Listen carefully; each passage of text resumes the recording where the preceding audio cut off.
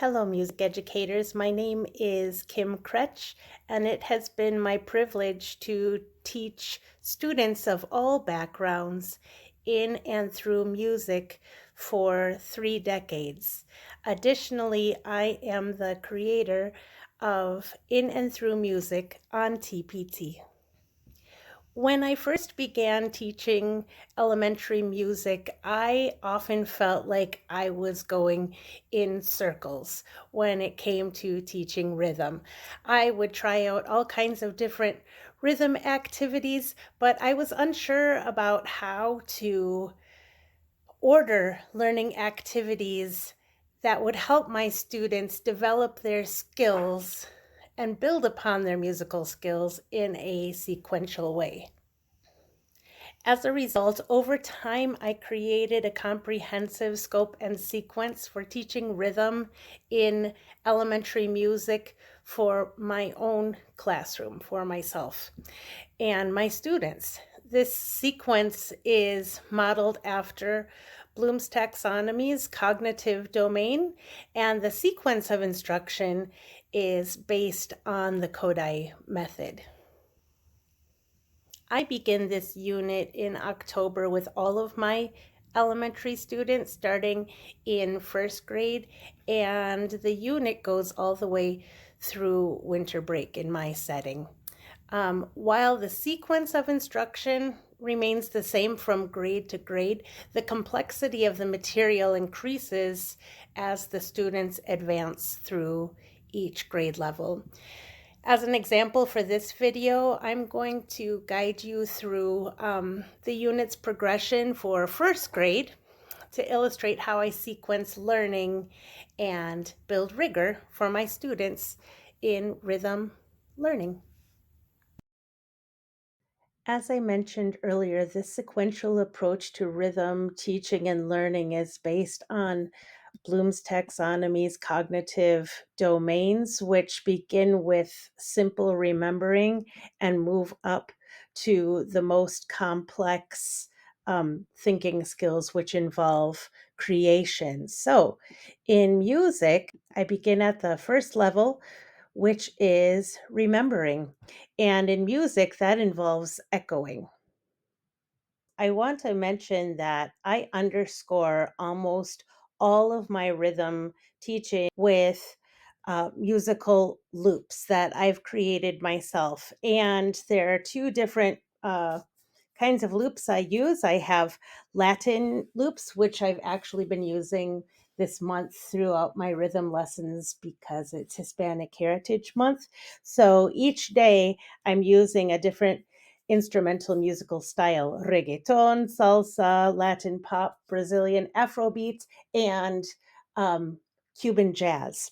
I also have another set of loops that I use at other times of the year, which I call modern musical loops, and those include hip hop and another form of Latin loops, EDM, which is electronic dance music, disco, and country.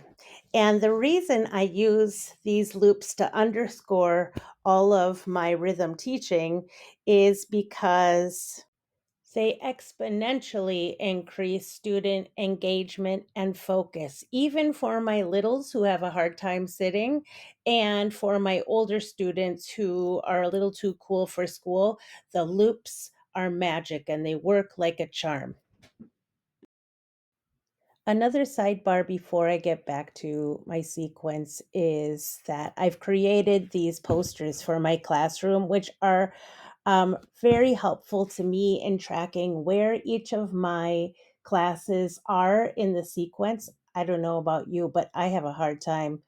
So many classes, it's hard to track who is where. So I use these posters for myself to track where students are.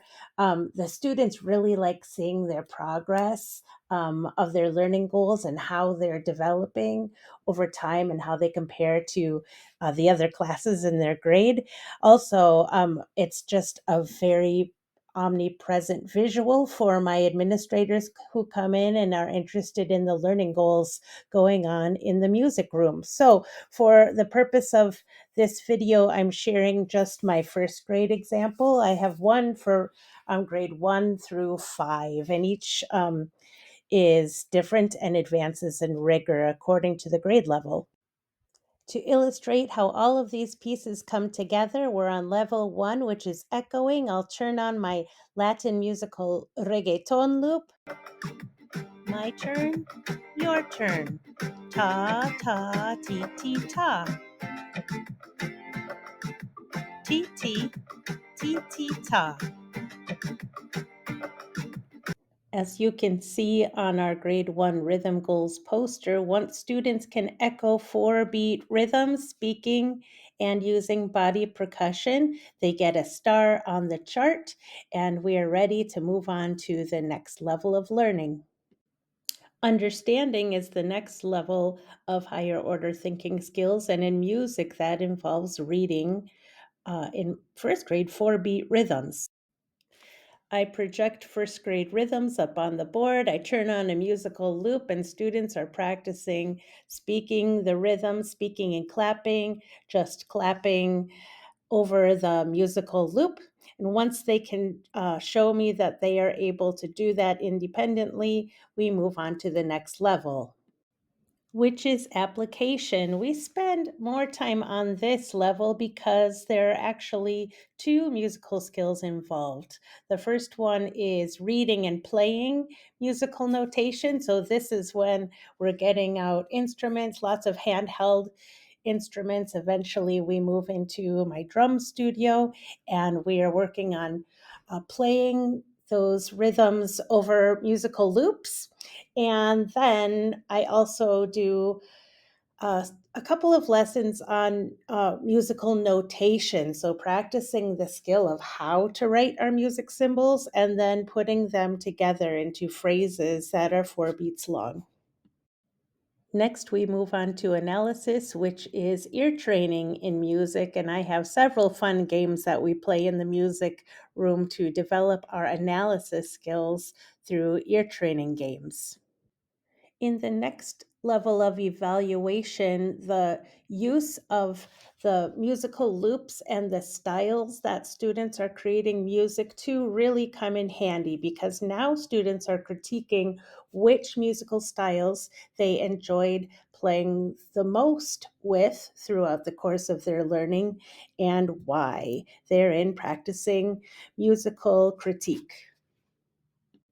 As you can see, students have been accumulating stars on their chart as they're building their rhythmic skills, and we've arrived at the last row of our chart, which is the highest order thinking skill, creation. And in rhythm, I really focus on improvisation at this stage. Composition is also an example of creation. And it's so very exciting to see what kind of music students can create on their own once they've achieved this highest order thinking skill, creation.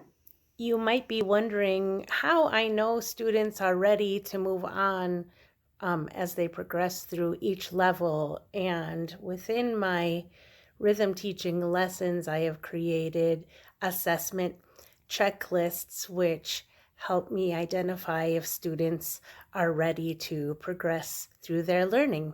So I hope this has been helpful to you as you think about going from just teaching activities in music class to actually creating a comprehensive scope and sequence that builds rigor for your students in music.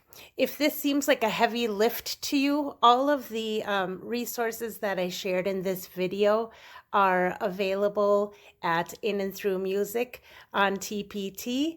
And I wish you the very best as you continue on with your music teaching journey. Take care, everyone. Bye.